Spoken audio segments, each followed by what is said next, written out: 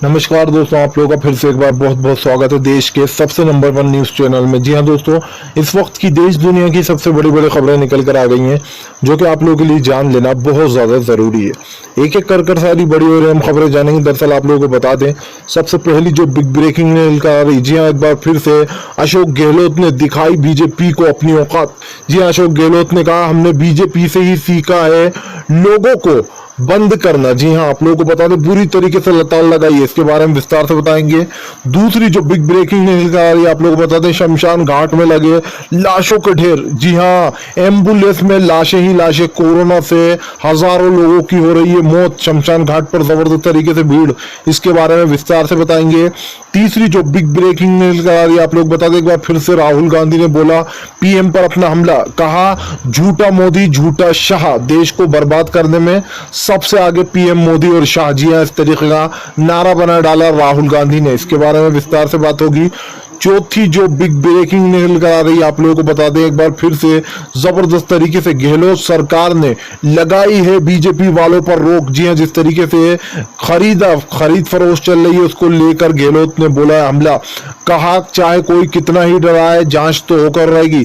जिस तरीके से वो टेप सामने आए, उसको लेकर बीजेपी के पसीने छूट रहे। वहीं पर चौथी जो बिग ब्रेकिंग खबर आ रही है, आप लोगों को बता दें, अमित शाह ने चली है कांग्रेस के खिलाफ चाल। जी हाँ, उन पर लगाया आरोप कि आखिर किसी का टेप कैसे रिकॉर्ड कर सकते हैं। आप लोगों को बता दें, ये तो वही बात हो गई कि उल्टा चोर कोतवाल को डांटने चला है और पूछ रहा है कि आखिर हमारा टेप क्यों यहाँ पर रिकॉर्ड किया गया। आप लोगों को बता दें, जब सच्चाई खुलती हुई नजर आई कांग्रेस की, तो इसके बारे में भी बताएंगे आपको।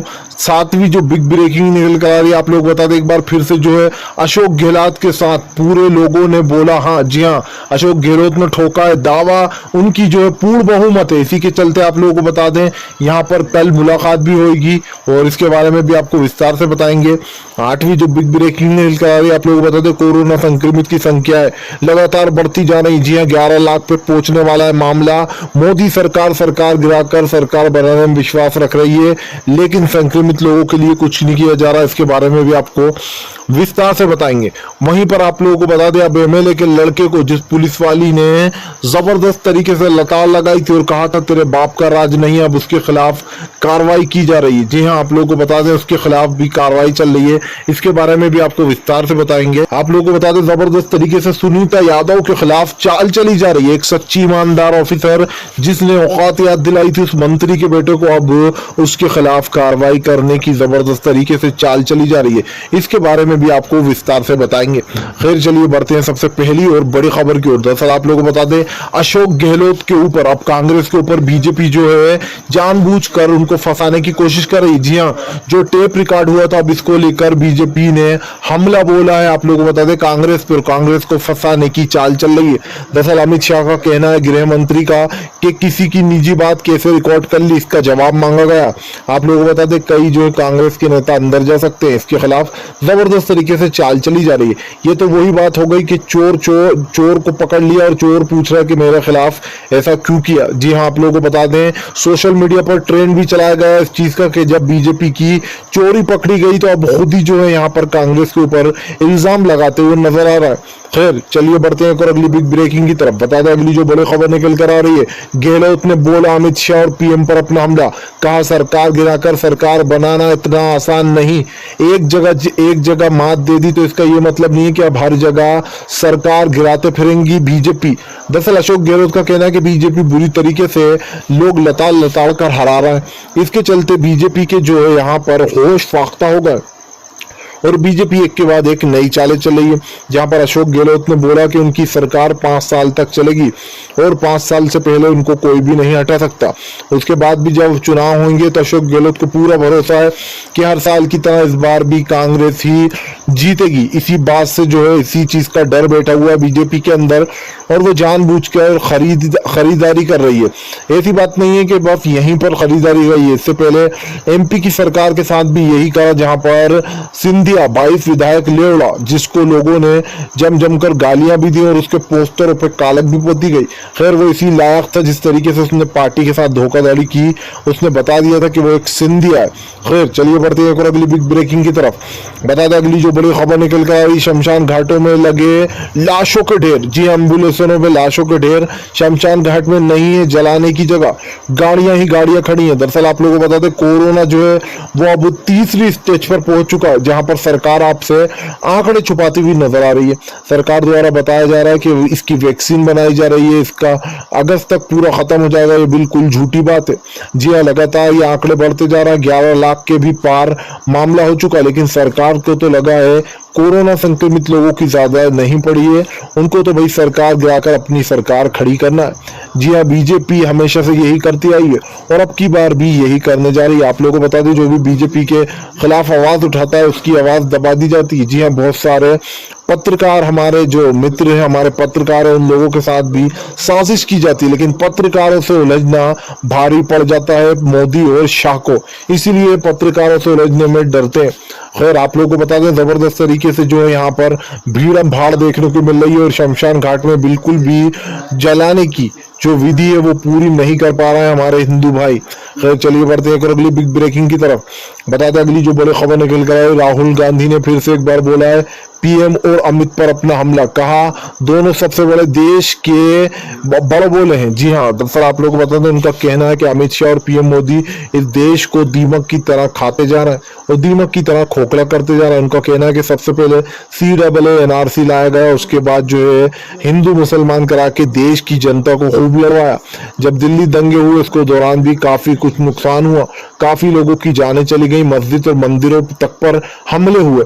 और ये हमले किसने कराए हैं? राहुल गांधी ने कहा ये सब जानते, लेकिन सब लोग अपनी चुप्पी साधे बैठे, क्योंकि यहाँ पर बड़े बड़े स्टार अमित शाह की और पीएम मोदी की बुरी तरीके से ले लो पत्तो करते हुए नजर आए। चाहे वो अक्षय कुमार, जिसका नाम खिलाड़ी कुमार कहते हैं लोग, चाहे उसको अक्षय कुमार हो या फिर अमिताभ बच्चन, इन जैसे बड़े स्टार भी बीजेपी का झूठ का साथ दे रहे हैं। जी हाँ, इसके चलते काफी मासूम और जो गरीब लोग होते हैं उनका नुकसान हो रहा है। यानी कि ये साफ है कि इस जैसे अक्षय कुमार जैसे लोग और अमिताभ बच्चन जैसे लोग इस देश को बर्बाद करने में पीएम मोदी और अमित शाह का साथ दे रहे हैं। राहुल गांधी ने कहा कि जो कभी मेरे पापा को भाई जैसा माना करता था, जब वो इंसान लोगों को इस तरीके से साथ दे सकता है तो आप समझ सकते हैं।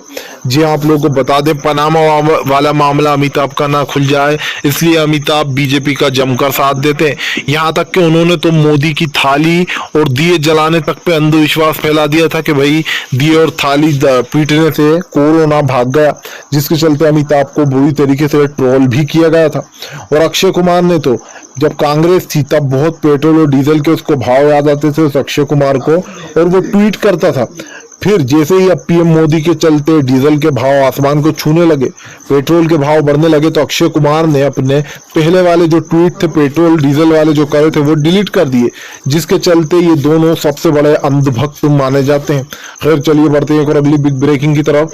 बता दें अगली जो बड़ी खबर निकल कर आ रही, ममता बनर्जी ने भी बोला पीएम और अमित पर अपना हमला, कहा ममता बनर्जी को बदनाम करने की कोशिश की जा रही है। दरअसल आप लोगों को बता दें जिस तरीके से यहाँ पर एक नेता बीजेपी नेता की मौत हो गई थी, उसको लेकर बंगाल में ममता बनर्जी के ऊपर ये इल्जाम लगाया गया, जिसके ऊपर ममता बनर्जी का कहना है कि जानबूझकर उनको बदनाम करने की कोशिश की जा रही, क्योंकि बंगाल में सिर्फ और सिर्फ ममता दीदी का ही राज है और वो ही जीतती है।